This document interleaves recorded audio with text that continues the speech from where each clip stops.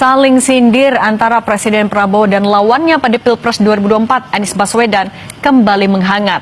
Keduanya sama-sama melontarkan pernyataan yang membuat publik kembali mengingat dinamika di panggung Pilpres 2024. Meski Pilpres sudah usai, Prabowo dalam beberapa kesempatan masih mengungkit penilaian 11 dari 100 yang dilontarkan Anies saat debat Pilpres. Sementara Anies tiba-tiba muncul dengan mengkritik tata kelola jabatan publik di pemerintahan Prabowo, yang menurutnya tak lagi karena kompetensi melainkan koneksi. Satu lagi, tapi kalau saya ceritakan yang satu lagi ini agak sensitif hari-hari ini gitu. Tapi saya ceritain aja lah, kan ini kan cerita kemarin gitu, pemberian sarapan pagi untuk siswa. Kami mengerjakannya dengan cara dana makan sarapan untuk siswa itu tidak diberikan ke kontraktor. Misalnya nih, sesekolah di Jakarta, di daerah-daerah mau terima, apa yang terjadi? Tipe 3 mengadakannya. Kalau tipe 2, ada 1000 sekolah, kita umumkan 1000 sekolah, lalu perusahaan-perusahaan catering akan tender, lalu nanti mereka mengirimkan makanan ke sekolah-sekolah tiap pagi. Enggak, yang dikerjakan apa? Dana itu diserahkan kepada sekolah, kepada orang tua. Jadi asosiasi orang tua menyiapkan makan untuk anak-anaknya, diberikan speknya, gizinya seperti ini, kemudian jenis makanannya ini, semuanya ada. Jadi ada petunjuknya, bukan nggak ada petunjuknya. Lalu yang masak siapa? Yang masak ibu-ibu yang paling terampil masak di antara kita. Mereka yang masak, mereka mengantarkan ke sekolah. Apa yang terjadi Ibu sekalian? Semua yang namanya masakan itu selalu jarak meja makan dengan dapur harus pendek. Benar nggak Bapak Ibu semuanya? Semakin jauh jarak antara dapur dan meja makan, semakin banyak masalah yang muncul. Bagaimana dengan program MPG dan lain-lain? Ini program kalau dilaksanakan baik tidak? Baik. Yang menjadi problem ketika dia mengambil justru anggaran dari untuk pendidikan. Ini adalah program untuk kesehatan masyarakat yang dibutuhkan oleh rakyat, pendidikan berkualitas untuk semua, ditambah sehat. Bagus ya? Bagus. Tapi jangan sampai anaknya sehat fisik tapi pendidikan berkualitasnya nggak ada. Ada. Karena itulah jangan kemudian program baik ini mengurangi program baik yang lain. Jadi bukan pada itu. Saya pernah bikin program sarapan di Jakarta dan dikerjakan rasanya nggak ramai seperti sekarang. Kenapa? Karena antara dapur dan tempat makan pendek jaraknya. Anda kalau menyelesaikan problem-problem seperti ini, pendekkan jarak antara dapur dengan tempat makan. Di rumah saja, yang namanya dapur rumah makan dekat punya, itu mengurangi potensi problem di antaranya kan? Tapi kalau dapur dan tempat makan jaraknya jauh, pasti muncul masalah. Karena itu waktu di Jakarta yang dilakukan orang tua biar masak untuk anaknya. Persatuan orang tua murid masak untuk anaknya. Anggarannya 10.000, dia masak harganya bisa 15.000. Kenapa? Karena masak untuk anaknya. Orang tuanya masaknya giliran. Dan ketika orang tua masak giliran, antara orang tua ternyata terjadi kompetisi. Iya, anak-anak saya ngomong, wah kalau ibunya si Anu masakannya enak, panas yang lain. Berikutnya lebih enak lagi, berikutnya lebih enak lagi, lebih enak lagi. Yang untung siapa? Anak-anaknya. Ada nggak ibu meracuni anak? Karena itu ada masalah racun. Ada. Ya, monggo kalau mau dipakai. Jadi kalau soal seperti ini, saya sampaikan Bang Habibah, isunya adalah baca kenyataan, lalu mau untuk melakukan perubahan. Dan yang penting lagi bahwa program seperti ini dipakai untuk membuat siswa sehat, bukan penyelenggara sehat. Itu dua hal yang berbeda. Hakim itu mudah ditekan karena apa? Masa lalunya sering salaman. Karena itulah kenapa dulu ada KPK. Tujuannya adalah terobosan. Tapi KPK-nya sempat dikoreksi undang-undangnya. Walaupun yang koreksi nggak tahu katanya.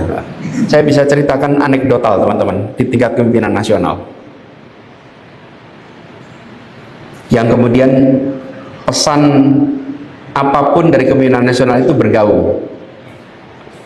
Pemberantasan korupsi bukan satu-satunya indikasi usaha mengembalikan integritas, bukan. justru mengembalikan integritas di penegakan hukum dan integritas di sistem pengadilan kita. Itu kunci pertama harus dibereskan.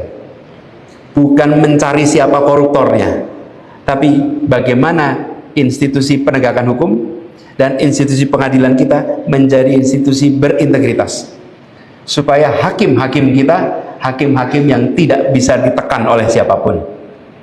Hakim itu mudah ditekan karena apa? Masa lalunya sering salaman, sering ada masa itu mudah sekali ditekan. Perkara A, B, C, D, mudah sekali ditekan.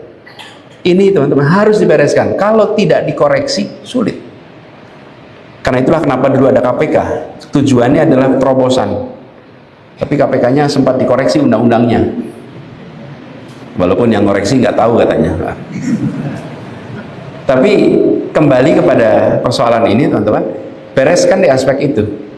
Dalam jangka pendek, institusi ini penting. Yang kedua, governance di pemerintahan. Governance di pemerintahan ini, tata kelola pemerintahan yang benar, ada begitu banyak aturan main yang membuat orang terjebak di dalam persoalan korupsi. Bukan diniati untuk korup, tapi aturan mainnya sering membuat orang terjebak di dalam peristiwa korupsi. Korup itu 3, karena kebutuhan, karena keserakahan, dan karena sistem. Yang karena sistem ini bisa diperbaiki dengan cepat. Yang karena kebutuhan, gajinya dipenuhi. Yang karena keserakahan, hukumannya dibesarkan, dibuat jerakan. Nah, ini teman-teman sekalian, bereskan aspek itu. Lalu jangka panjang institusi pendidikan. Dan tokoh-tokoh yang berada di dalam panggung-panggung utama Republik harus menunjukkan keseharian dan praktek-praktek kehidupan yang berintegritas. Jadi praktek-praktek ini dibutuhkan. Teman-teman sekalian, saya pernah berapa kali ceritakan di sini. Saya suatu ketika menjemput Bang Imad, pembicara di kampus gini, seperti saya sedang bicara sekarang. Yang saya undang namanya Imaduddin Abdurrahim. Saya jemput Bang Imad di Bandara Adi Sucipto, lalu jalan, naik mobil, saya nyetirin, sambil jalan, saya ngobrol, saya bilang, Bang Imad, saya baru sadar bahwa Bang Imad itu ternyata insinyur listrik, karena bukunya Kuliah Tauhid seperti Ustadz ini. Ternyata insinyur listrik. Terus saya tanya, gimana ceritanya jadi insinyur listrik? Ini kata bilang, tahun 50-an, dia masih SMP, ada peresmian bendungan Asahan di Sumatera Utara. Dia dan orang-orang sekampungnya jalan kaki hampir 6 jam untuk mendengarkan pidato Bung Hatta, karena Bung Hatta yang meresmikan. Pidato Bung Hatta itu jangan bayangkan seperti pidatonya Bung Karno ya. Kalau Bung Karno itu menggelegar, kalau Bung Hatta pidatonya datar. Dan dia mengatakan, Bung Hatta. Halo teman-teman, berjumpa bersama saya di Politik Dangi ya. Teman-teman ya, Pilpres 2024 memang sudah sangat selesai teman-teman ya, karena sudah sangat lama ya, 2 tahun. Namun kita tahu bagaimana Anies mengambil posisi sebagai oposisi ya, ini sangat luar biasa teman-teman. Beliau ya bukan seorang yang bisa dikatakan tinggal diam saja menikmati popularitasnya, namun beliau betul-betul mengambil sikap sebagai oposisi, ya, membela rakyat, membela masyarakat kecil teman-teman, masyarakat awam, yang itu adalah mereka-mereka yang betul-betul membutuhkan ya pertolongan dan sebagainya. Nah,